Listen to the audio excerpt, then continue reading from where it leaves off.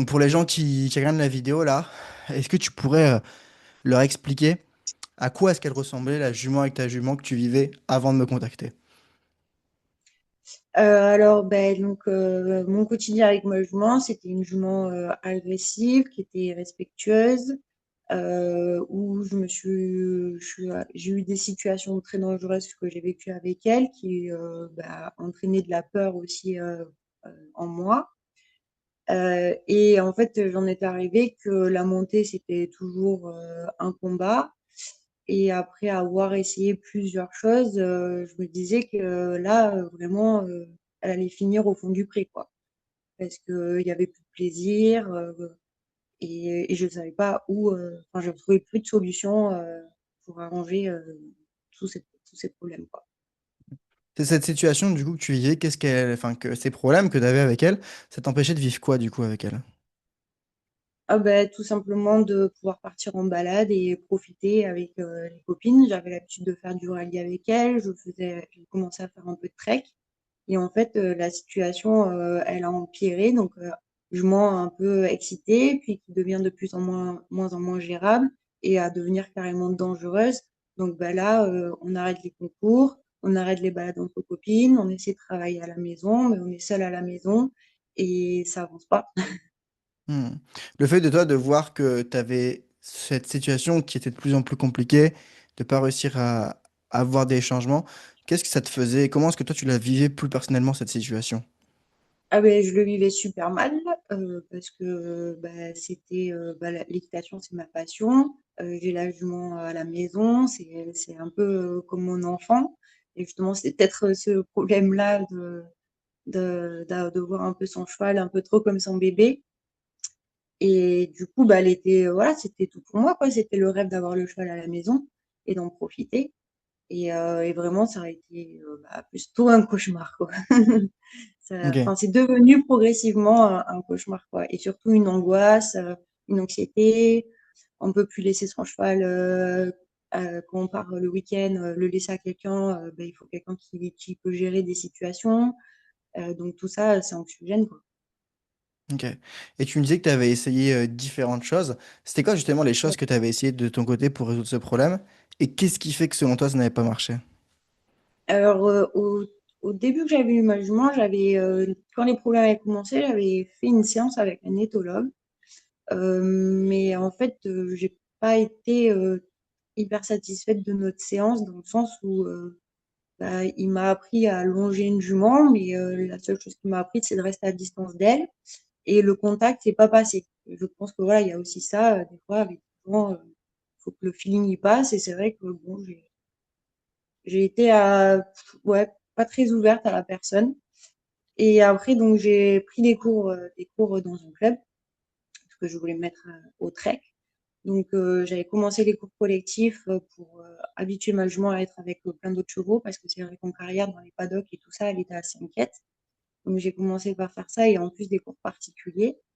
Et en fait, plus les séances avançaient, moins la jument était OK, quoi. Alors oui, les premières séances, super, on essaie de faire un peu de travail. Ah, j'ai l'impression qu'elle rend du travail. Et en fait, les dernières séances, elle est dans le refus total, elle est dans la défense. Et j'en arrivais à même plus pouvoir trotter reine longue dans une carrière. Donc du coup, Ok. j'ai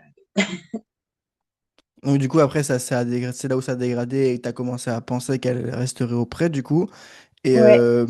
du coup après tu m'as découvert sur les réseaux, tu as découvert mon Mm. contenu. Qu'est-ce qui t'a parlé justement dans le contenu? Qu'est-ce qui t'a donné envie de travailler avec moi quand tu me découvres? Alors, tout ça faisait déjà 1 an et demi que je te suis, 2 ans, je pense. 6 mois avant qu'on commence la formation, on s'était déjà contacté un peu. Ça trottait déjà dans ma tête. Euh, Après, ça s'était pas fait parce que je n'avais pas été disponible, moi. Enfin, je savais que j'avais pas la disponibilité pour pouvoir m'engager dans la formation à fond. Et en fait, durant les mois qui ont passé, j'ai vécu d'autres situations dangereuses où là, vraiment, j'ai eu la peur de ma vie. J'ai cru que ma jument allait se tuer. Et là, j'ai fait, là, c'est vraiment le point de non-retour. J'arrête de la monter. Et du coup, cet hiver, comme j'avais du temps, j'ai dit, je te contacte et je veux essayer quelque chose. Ce qui m'a plu dans tes vidéos, dans ton discours, c'est déjà ton franc-parler. En tout cas, moi, ça m'a tout de suite conquis. Je comprends ce que tu dis, ça me parle. Et après, c'est les témoignages aussi des personnes que tu as accompagnées où je me suis dit, ah ouais, en fait, ben, moi, je suis peut-être dans la même situation et du coup, ça peut être adapté quand Ça faisait combien de temps que tu étais dans cette situation avec ta jument, pour les gens qui écoutent la vidéo? En grande difficulté, je dirais 1 an et demi. Mais en fait, là, la jument, elle a 9 ans et en fait, depuis l'âge de 4 ans, c'est crescendo, quoi. Sauf que là, ça fait ouais, 2 ans j'essaye en fait aussi plusieurs choses et que je vois qu'en fait, ça aggrave la situation. Mm. Du coup, on a démarré l'accompagnement, on a vite vu les problèmes, bah, les vrais problèmes de fond, etc. Il y a eu des moments qui ont été difficiles et après, tu as progressé, etc. Est-ce que justement, toi, il y a des moments dans l'accompagnement que tu as vraiment trouvé, où tu n'as été pas démuni, mais tu t'es senti en difficulté? Et comment est-ce que ça s'est passé pour les dépasser s'il y en a eu? Ouais, les difficultés, alors, on va dire qu'au début, tout ce qui est suivi en liberté et tout ça, ça a été plutôt simple. Après, quand il a fallu, rentrer dans l'exigence et surtout sur les déplacements des hanches, ça m'a pris au moins une semaine, je crois, si c'est pas 10 jours pour arriver à avoir un résultat. Ça me démoralisait un petit peu parce que du coup, il y avait beaucoup de frustration face à ma jument. Après, j'étais aussi dans une période où j'osais pas aller au bout de mon idée. Du coup, il y avait beaucoup d'incompréhension. Quand tu me disais, j'étais pas crédible, pas lisible par ma jument. Donc, du coup, ben, elle me l'exprime de manière très expressive, mais elle s'exprime, quoi. Donc ouais, ça, il y a eu des mois en plus, je me rappelle, il y a eu la tempête, il pleuvait des semaines entières et je me disais: «C'est pas possible, je vais jamais y arriver». Et puis, ouais, à force, bah, tous les jours en plus, à cette période-là, je crois que j'avais été en vacances, donc je travaillais 2 fois par jour. Je faisais 2 séances par jour. J'essayais de te donner aussi les reports le plus rapidement possible pour que tu me fasses des retours. Ce qui est frustrant, c'est quand tu fais des feedbacks et que tu redis la même chose. Si putain, on n'a pas corrigé. Ça, c'est ça, c'est la pique qu'on n'aime pas. Mais voilà, après, ben, on persévère. Et puis à force, voilà, j'ai réussi. Quand même, c'est pas parfait, hein, parce que des fois, j'arrive pas par manque d'exigence. En fait, j'ai trouvé qu'est-ce qui manquait en moi et le point noir, en fait, de pourquoi je n'arrive pas à avancer et à avoir des choses, du résultat et du concret. C'est mon exigence. Ouais. Ouais. Donc en fait, si je comprends bien, ce qui t'a permis de dépasser les blocages que tu avais dedans, c'est le fait déjà de pas lâcher. Mais aussi, si je comprends bien, d'avoir des feedbacks qui te disent, bah, continue à faire ça, ce qui fonctionne pas, c'est ça, fais-le autrement. Et à force Mm. de, je vais sur le terrain, je passe à l'action, j'envoie ma vidéo, j'obtiens un feedback le lendemain, je corrige. C'est cette dynamique-là, en fait, je comprends bien, qui t'a permis de améliorer progressivement et de dépasser le blocage. Ouais. Surtout qu'en plus, à cette période-là, j'avais encore beaucoup de peur de mettre du contact sur ma jument, de m'approcher d'elle. J'avais toujours peur d'avoir une réaction. D'ailleurs, il y a eu des réactions voilà, qui m'ont un peu refroidi, mais à force, on a réussi justement à tempérer tout ça. Moi, à tempérer mes actions, elle aussi à tempérer ses réactions, et du coup, c'est devenu de plus en plus fluide. Mais c'est vrai qu'au départ, ça a été, enfin, c'était un gros dépassement de soi d'aller au contact. Et de déplacer le plafond de verre, comme tu dis, pour justement réajuster après. Parce que je pensais être au max et en fait, je ne l'étais pas du tout. Hmm. Donc si je comprends bien, il y a depuis 1 an et demi, donc il y a 3 mois, ta jument, tu la montais plus. Tu pensais Mm, qu'elle allait finir sa vie auprès. Tu avais même peur d'elle, peur de ses réactions. ouais. Euh, à quoi est-ce qu'aujourd'hui, 3 mois plus tard, après cet accompagnement, à quoi est-ce que ta relation maintenant elle ressemble avec cette jument? Ben, aujourd'hui, il y a du respect mutuel. Voilà, ça c'est clair. Maintenant, je rentre dans le pré. Elle a plus les oreilles plaquées en arrière. Elle peut les avoir, mais c'est pas de la frustration. Voilà, on va dire, c'est plutôt son comportement. Elle montre que, bon, elle peut ne pas être très contente, mais elle est pas désagréable. Elle respecte très bien maintenant les consignes, quand c'est l'heure de nourrir, elle va à sa place, elle bouge pas. Je peux m'approcher avec un seau sans qu'elle plaque ses oreilles et qu'elle essaie de me pousser. Je peux verser le grain tranquillement. Le comportement aussi avec son compagnon de pré, elle est beaucoup plus moins agressive. Je pense que le fait d'avoir gagné en leadership, du coup, tout le monde a trouvé sa place. Et donc, elle a sa place, le cheval il a sa place, moi j'ai ma place, et c'est pas elle la chef, c'est pas elle qui commande.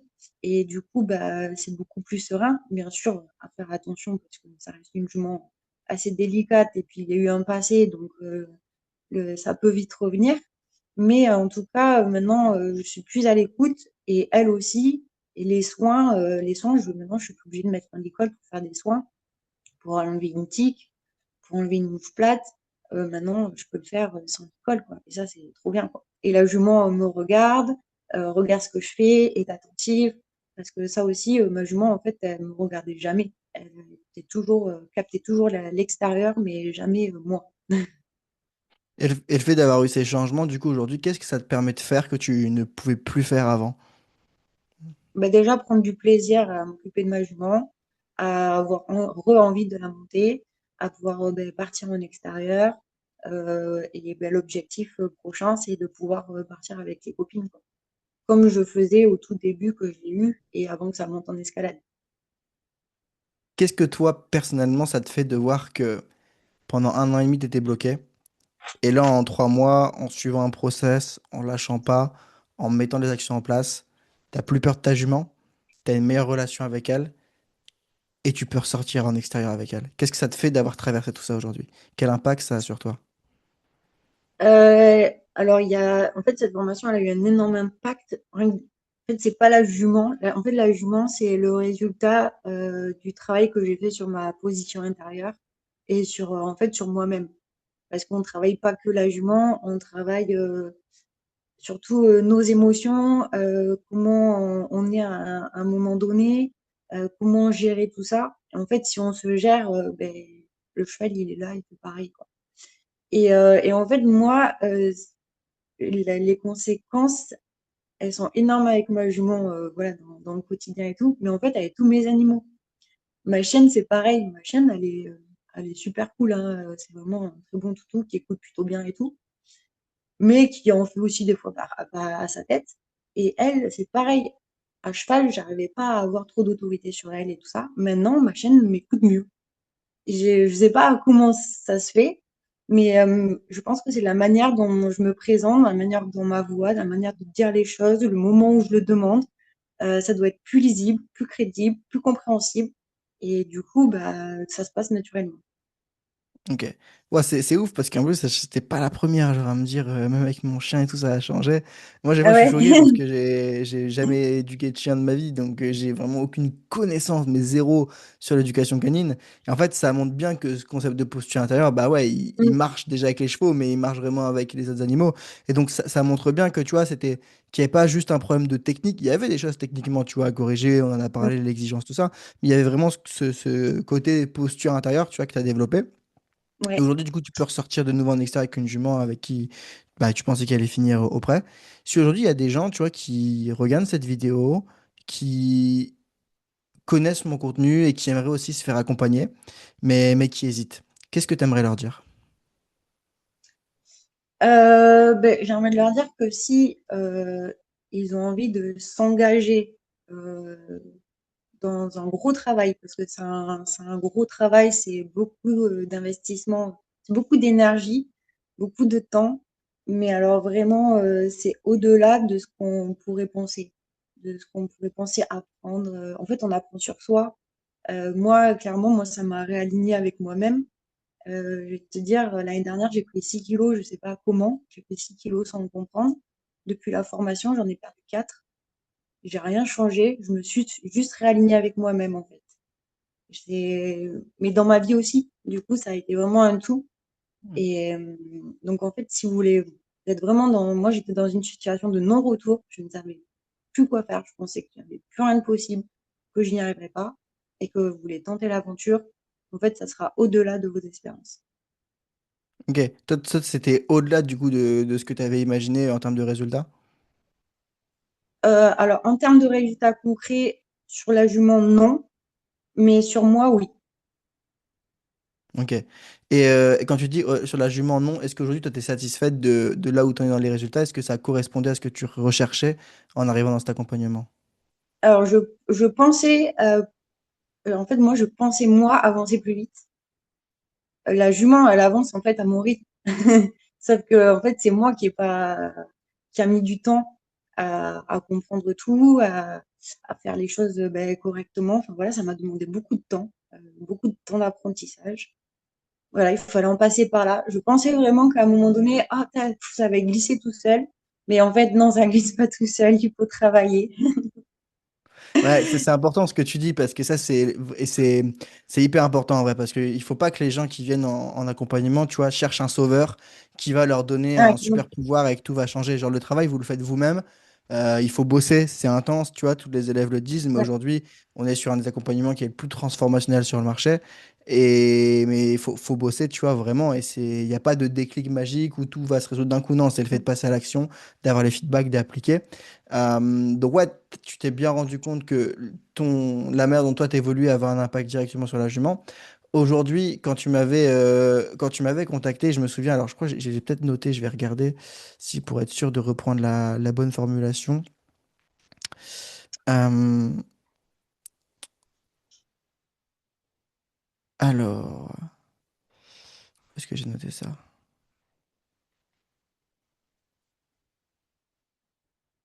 Ouais, voilà, c'est ça. Ton objectif, du coup, c'était de pouvoir ressortir seul, du coup, en extérieur, dans la confiance, dans la sérénité, pouvoir partir sans stress, du coup, sans boule au ventre, avec une jument qui est zen. Est-ce que c'était bien ça ton objectif? ouais, Ok. Est-ce que toi, aujourd'hui, tu considères que cet objectif, il est atteint avec ta jument? ouais, carrément. Ok. Et je voudrais juste faire une petite précision, parce que tu vois, tu as beaucoup parlé du travail sur toi, et moi, c'est quelque chose que je sais, que je vois. Je sais qu'en fait, quand vous changez, vos chevaux changent. Mais si quelqu'un, tu vois, aujourd'hui, regarde cette vidéo et il se dit, ouais, mais moi, j'ai pas forcément envie de faire du développement personnel, moi, mon problème, c'est vraiment le cheval, c'est pas moi. Tu vois, quelqu'un qui pense un peu ça et qui se dit, ok, mais moi, ce que je veux, c'est résoudre des problèmes avec mon cheval, et tu vois, qui comprend pas forcément la portée du truc, comment est-ce que tu pourrais lui expliquer que bah, en fait, c'est important? Bah, c'est important parce que ben, un cheval peut pas être aussi plus stable que la personne qui l'accompagne, qui le guide. Donc, si ton cheval n'est pas stable et émotionnellement, c'est que peut-être toi aussi, tu ne l'es pas à ce moment-là. Ça ne veut pas dire que tu ne l'es pas dans ta vie en général, mais en tout cas, quand tu es avec ton cheval, ben, il y a un souci. Et voilà, après le travail qu'on fait sur nous, moi, je l'ai pas fait à 100%. C'est que le début. En fait, pourquoi j'avançais pas avec ma jument? Parce que j'avais peur, parce que j'étais plus en confiance. Donc, j'étais obligée de travailler sur moi pour faire ça. Maintenant, si la personne, elle est en confiance et qu'elle a pas peur, si elle a des soucis, c'est un manque de technique, alors dans ce cas-là, voilà, t'as pas besoin de faire un travail sur soi. Mais moi, en tout cas, j'avais besoin de gagner en confiance et en confiance en moi d'abord.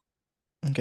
Et si justement tu as quelqu'un qui regarde cette vidéo qui se dit ok, ça me parle, je sens que moi aussi je devrais faire un travail sur moi, quelqu'un qui est conscient tu vois, de cette problématique, qui a compris le lien entre bah, sa propre stabilité et celle du cheval, et qui se dit ok, j'ai envie de rejoindre, mais je me demande si vraiment, est-ce que moi, pour moi, ça va marcher, est-ce que je vais pas être le cas exceptionnel. C'est quelqu'un, tu sais, qui a vraiment envie, mais qui se demande est-ce que vraiment ça va marcher pour moi, qu'est-ce que tu aimerais lui dire à cette personne? Ben, que si cette personne elle s'investit à 100%, ça peut ne pas marcher. C'est pas possible parce que ce qu'on apprend, c'est général en fait. C'est applicable à tous les chevaux, à toutes les personnes, tous les chevaux. Donc, il y a pas de souci là-dessus, quoi. Ok, parfait. Bah écoute, merci pour ton partage et tout. C'était super intéressant de voir et tout ça et de repasser sur toutes les prises de conscience et tout le chemin ainsi parcouru. Donc voilà, pour ceux qui du coup ont vu cette vidéo et qui veulent qu'on travaille ensemble, je vous mets un petit lien dans la description de cette vidéo. Comme ça, bah, vous pourrez réserver un appel. Le but, c'est qu'on fasse le point, qu'on voit si je peux vous aider, si vous correspondez aux critères. Et si c'est le cas, bah, je vous le dirai. Si c'est pas pertinent, bah, je serai honnête et je vous le dirai aussi. Prenez soin de vous. Je vous dis à la prochaine. Bye tout le monde.